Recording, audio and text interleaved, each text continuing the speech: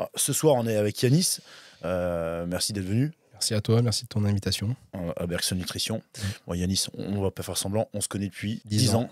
Voilà, donc depuis que tu as touché tes premières barres. C'est ça. Auxquelles j'ai assisté. Et aujourd'hui, donc, tu n'as pas lâché. Ça fait 10 ans que tu t'entraînes. Et tu es maintenant coach diplômé. Et tu exerces à Basic Fit Saint-Etienne. Exactement. Donc, je suis venu sur Saint-Etienne. Donc, à la base, je suis de l'Ardèche, d'Annonay. On s'est rencontrés là-bas. Et ensuite, au fil du temps, je suis venu exercer sur Saint-Etienne. Alors moi, j'ai envie de faire une mention spéciale à Annonay. C'est une petite ville en Ardèche. On s'est rencontrés à la salle d'Eoma, salle d'haltérophilie. Avec Geoffroy Guillaumet, qui a été 8 fois champion du monde, 3 fois recordman du monde, 8 fois champion d'Europe. Donc personnage important de l'haltérophilie, à côté de qui on avait l'opportunité, la chance de s'entraîner au quotidien sans s'en rendre compte. C'est vrai. Donc on a pu apprendre des techniques, des gestes, sans imprégner à son contact direct. En fait, ça fait partie de notre parcours. Dans cette petite ville d'Annonay. Effectivement, on s'est rencontrés dans cette salle un peu rustique, mais où on n'a que des bons souvenirs. Ouais, notre rencontre, elle était là-bas. Ouais, notre rencontre, nos premiers records. Nos records, ouais. Nos premiers, c'était pas des châteaux de cartes, mais c'était des châteaux d'haltères et de disques sur une presse à cuisse. Ouais, c'était dangereux, mais c'était une précor, c'était dangereux. D'ailleurs, il y a eu des échecs. Il y a eu des échecs. Des échecs alors qu'elle était chargée non réglementairement. C'est vrai. Donc il y a eu c'était nos premières presses à plus de 700 kilos. Donc on se rappellera, nos plus grosses barres en coucher. Donc c'est une belle époque. C'était une belle époque, que des bons souvenirs. Voilà, et ça t'a donné la vocation. Tu étais déjà passionné parce que moi je me rappelle que tu as 15 ans. Tu n'avais en plus pas forcément le droit d'être là. En plus. Et dans cette salle, et au niveau des assurances. Et tu voulais déjà être bodybuilder professionnel avec certains modèles en tête. Exactement. Donc je ne t'avais pas pris forcément au sérieux. Je t'avais même éconduit. Découragé, déconseillé. 15 ans, tu sais pas ce que tu dis. Et finalement, tu as démontré l'inverse. Et tu as persévéré, tu t'es entraîné, tu es devenu un athlète, tu es devenu un professionnel parce que tu as ta carte, tu es diplômé. Ça n'a pas été facile financièrement, des sacrifices et puis une vie d'effort. Et ça t'a amené aussi au passage jusqu'à certaines échéances sportives et tu t'es bâti un palmarès. C'est un peu ça, ouais. Au commencement, à 15 ans, je touche les premières haltères. C'est un peu une révélation, comme je dis. Je voulais faire ça, vraiment. Et puis, compétition. Moi, je suis très axé compétition. C'est pas une question d'ego ou quoi, de me comparer, mais c'est vraiment de se mettre une échéance et d'y aller, quoi. Donc, je t'ai rencontré. Au début, comme tu as dit, on t'y croyait pas. Mais moi, j'étais vraiment déterminé. Je voulais faire ça, du bodybuilding. Je sais pas pourquoi, mais je voulais faire ça. Et au fil du temps, on s'est préparé pour la première compétition en 2019 à Jimenco, Saint-Etienne. J'ai fait 3e en men's physique. Et ensuite, il y a eu le Covid. Covid où on n'a pas arrêté de s'entraîner. On n'a pas arrêté de s'entraîner. Juste différemment. C'est ça. Et pire. Ouais. On n'avait pas de salle. On n'avait pas de salle et on y allait. Tu peux nous dire ce que ça donnait comme séance? C'est plus traumatisante. Séances, ça donnait des 1000 reps, des 1000 répétitions aux fentes. Ça donnait des 500 répétitions en traction, des 1000 pompes sur chaise, je me rappelle. Dips aussi. Voilà. Du poids de corps poussé à l'extrême. C'était même du surentraînement. On était en surentraînement, on avait que ça à faire, pas de salle. Et on pouvait manger, s'entraîner, pousser et dormir. Répéter. On pouvait faire que ça. Voilà. Donc on a mis à contribution cette période de confinement pour travailler à la dure comme des bagnards. Et puis finalement ça t'a permis de rattraper un petit peu de maturité musculaire. Bon après t'as pas commencé sur le tard, mais comme t'es grand, tu mesures 1m85. 1m85 et qu'à la base tu pèses. Je devais peser, je sais pas, 65, je sais 65. Pas. D'ailleurs on a pris combien de temps combien de kilos depuis tout ce temps? Maintenant je suis à 98, ça fait pas mal, je suis pas très bon en maths, mais plus de 30 kilos. 30 kilos, plus de 30 kilos. 30-35 kilos. Voilà. En 10 ans, échelonné sur 10 ans. Donc maintenant, après, il était question d'acquérir de la maturité musculaire. Le volume, c'est facile, ça vient vite. Ça part aussi vite que ça vient. La maturité musculaire, c'est autre chose. Et donc, avec des entraînements assez durs, on en est venu là, finalement, en quelques années, quoi. Ouais, c'est ça. Oui, j'ai commencé la première compétition. J'avais pas forcément une belle maturité, comme tu dis, mais bon, on l'a fait quand même. C'était une belle expérience. Et puis... effectivement, pendant le confinement, je me souviens, on se préparait pour la prochaine. On essayait, on faisait des tests, on faisait des rebonds, on faisait des... Tout à fait. choses, pour nous, c'était une phase expérimentale voilà. et de persévérance. Donc on était même, comme tu as dit, en surentraînement, c'est vrai, on était fatigué. On était fatigué, je me souviens de cette période. C'était une bonne expérience parce que, comme tu dis, on avait que ça à faire et puis on se consacrait que sur ça. On s'est littéralement buté. Ouais, exactement. Au surentraînement. C'était pas mal. Et c'était même, je pense, c'est là où a pris naissance ces formats qu'on pratique aujourd'hui beaucoup, les 1000 reps. C'est-à-dire pousser la limite pour déclencher de la part de notre métabolisme une surcompensation. Et donc forcément, on a le physique de ce qu'on demande à notre corps. L'entraînement, c'est une empreinte en fait. À la base, on fait de la musculation. Donc on crée un catabolisme. Ce catabolisme, c'est une empreinte, c'est un moule dans lequel après ton corps vient reconstruire en surcompensant. Donc nous, on était largement au-delà. Directement, on a pété la limite. De toute façon, une limite, ça sert à être dépassé. Donc volontairement, cette limite, on l'a grillée en fait. On ne voulait plus qu'elle existe. On était de l'autre côté directement. Faire des choses un petit peu extraordinaires pour notre corps, pour avoir un physique extraordinaire. Donc c'est vraiment le concept qui a été mis, plus une expérience douloureuse, mais vraiment une expérience. Et on ne s'est pas arrêté à la fatigue, on ne s'est pas arrêté à l'épuisement, on a été plus loin pour amener le corps à surcompenser et sortir des physiques en quelques années qui avaient un look beaucoup plus dur. C'est vrai. Plus dur, beaucoup plus dense, et acquérir de la maturité musculaire de manière beaucoup plus accélérée. Exactement. Après, ça suggère il y a de l'abnégation, il y a du sacrifice personnel, de la discipline, de la persévérance, beaucoup de discipline et de force mentale, beaucoup de sacrifices, des moyens financiers aussi, et puis mettre ta vie un petit peu entre parenthèses parce que tu vis comme un moine, quoi, comme un ascète. On fait que ça. Un peu, surtout dans cette période-là, 20 ans, on n'est pas très... financièrement, on ne vole pas sur l'or. Même socialement, on a dans notre entourage de potes où on ne peut pas aller aux sorties. Donc, c'est des sacrifices, mais on sait pourquoi on le fait. On remet ça plus tard. Il n'y a pas un souci, mais il n'y a pas de souci. Mais voilà, il y a eu quelques sacrifices, c'est vrai, mais j'étais bien entouré, ça c'est sûr. Et ça, je le remercie. Ouais, ça c'est aussi tes points forts. Ça, j'étais bien entouré. Ça, j'étais super bien entouré, la famille. Ça, c'est un gros point fort. Et ensuite, quelques sacrifices, mais on sait pourquoi on les fait. Et dans ce qui a suscité ta vocation, tu as des modèles qui t'ont inspiré particulièrement? Moi, j'ai un souvenir avec mon père où il me parlait de Arnold Schwarzenegger. Et surtout un film, Conan le Barbare. Et je me souviens, classique, en fait. Un classique vraiment. Et je me souviens, on était parti à la Fnac de Lyon, on l'a acheté, et puis tout petit, et du coup j'avais ce film. Et c'est vrai que dès la première vision d'enfant, tu vois ça, t'es impressionné et tu veux ressembler à ça. Et on avait que des modèles comme ça, Stallone ou Jean-Claude Van Damme. On avait des références et puis on essayait de s'identifier. Puis c'est un peu devenu comme ça, le culte. Et maintenant, quand on les voit à l'écran, ils sont beaucoup moins impressionnants que quand on les regardait avec des yeux d'enfants. C'est vrai, exactement. Mais c'est générationnel, ça. On a tous eu le même virus en même temps. Donc, il y a eu cette vision-là d'Arnold, comme je pense pas mal de personnes. Et sorti du cinéma, de l'audiovisuel, dans le milieu sportif, la compétition Olympia, c'est chez des athlètes réels. Tu as une inspiration particulière? Chez Mister Olympia, c'est... il y en avait pas mal. Il y en a eu pas mal. C'était beaucoup old school. Je me rappelle.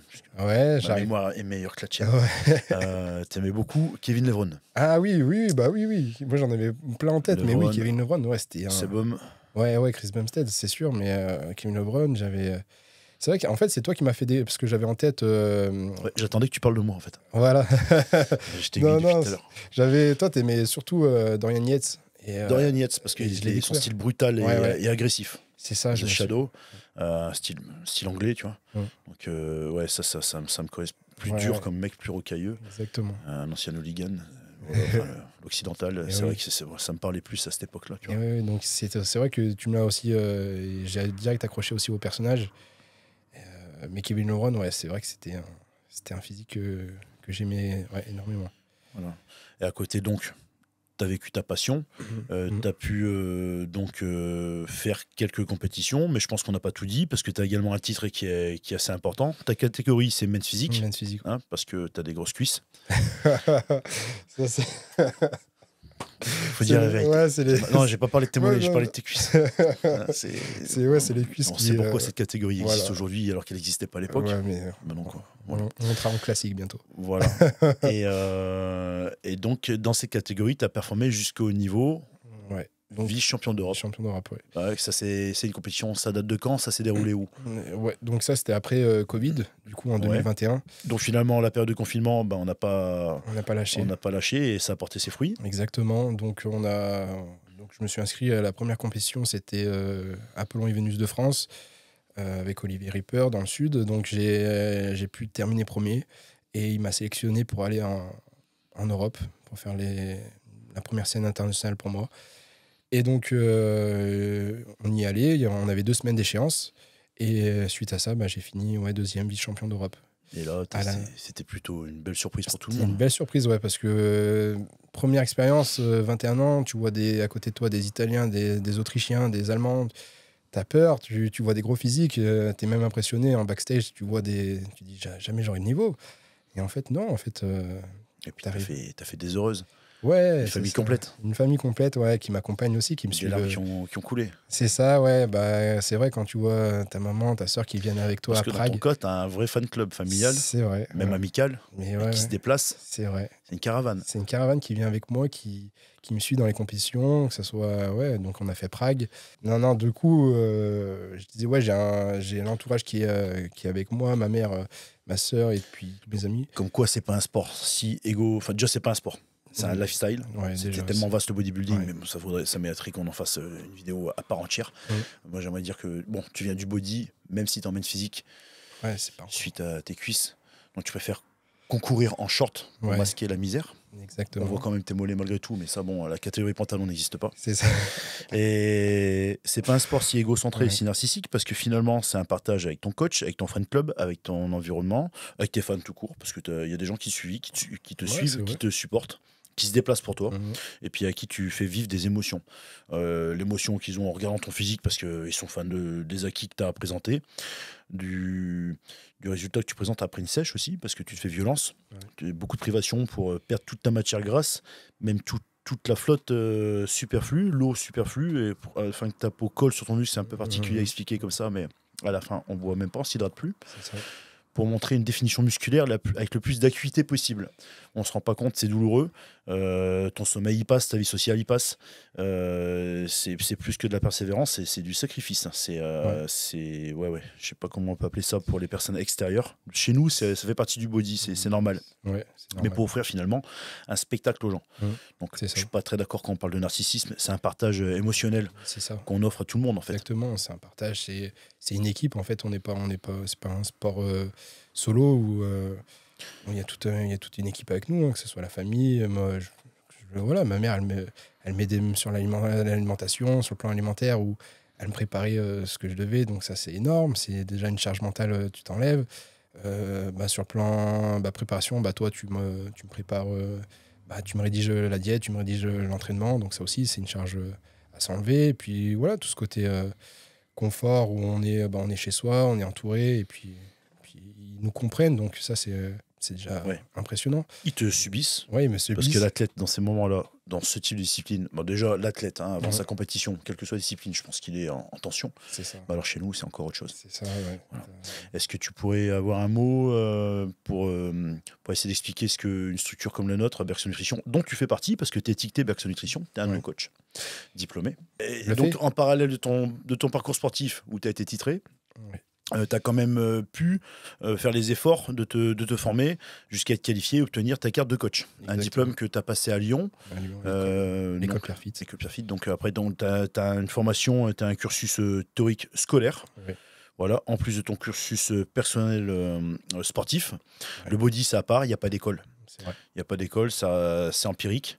Et c'est pas une science exacte. Donc finalement tu as cette double approche à travers Bergson Nutrition. Tu as pris la peine d'aller te former. Donc en fait tu fais pas partie de ce qu'on appelle le coaching sauvage. Tu es réellement diplômé et tu as un contenu scolaire qui vient structurer, parce que bon, pour le body, il n'y a pas d'école. Donc c'est un savoir, c'est de l'expérience, c'est pas une science exacte, c'est un savoir empirique, donc, que tu as vécu à travers Bergson Nutrition. Exactement, Bergson Nutrition, bah, ça m'a apporté toutes ces lacunes que j'avais pas. C'est vrai que niveau scolaire, on apprend des choses un peu vieilles, un peu dépassées. Et grâce à Bergson, on apprend de nouvelles choses, grâce aussi au body. Mais même j'ai pu m'informer, même apprendre à travers Bergson, à travers d'autres sports comme le MMA que tu suis. Donc on apprend plein de choses à travers plein Parce de que sports. finalement, on a fait de l'interdiscipline, ce qui fait Ouais, qu'aujourd'hui, dans ton exactement. activité de coach, Mmh. donc en fait, tu es un coach Bergson Nutrition. Après, ça viendra structurer une nouvelle entité, Ouais. Bergson Performance. On reviendra dessus plus tard. Donc, tu fais partie de ces coachs qui peuvent donner accès. Donc, tu n'as pas juste un savoir basique, parce que c'est très basique la formation de coach aujourd'hui. Exactement, c'est basique. Voilà. Bon, il y a le coaching sauvage, on n'en parle pas. Ouais. Il y a le coaching standard, des gens qui ont quand même pris de soin de se diplômer, de se qualifier. Bien sûr. Mais ça reste néanmoins assez basique. Toi, tu peux apporter toute la richesse du savoir, des astuces, du savoir-faire, parce qu'on parle bien de savoir-faire, du bodybuilding. Old school, vieille école, la belle époque. Donc toi, tu as pu avoir accès à ça par des charnières, à travers Bergson Nutrition. Et donc, tu peux donner accès à tout ce savoir, à toutes ces techniques à ta clientèle qu'on peut retrouver à Basic Fit, Exactement. en physique ou en distanciel.